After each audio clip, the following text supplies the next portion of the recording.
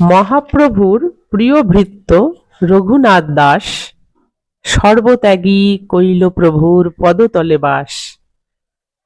চৈতন্য বৃক্ষের ৪৬তম শাখা শ্রীল রঘুনাথ দাস গোস্বামী শ্রীমান মহাপ্রভুর অত্যন্ত প্রিয় ভৃত্য ছিলেন।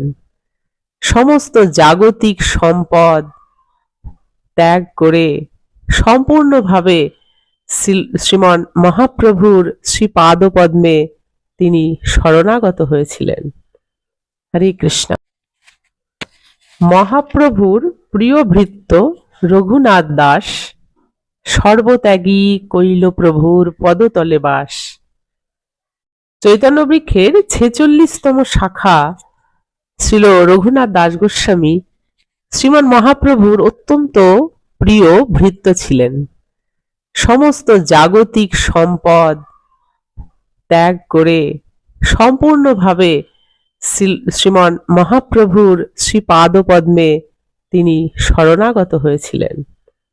হরে কৃষ্ণ।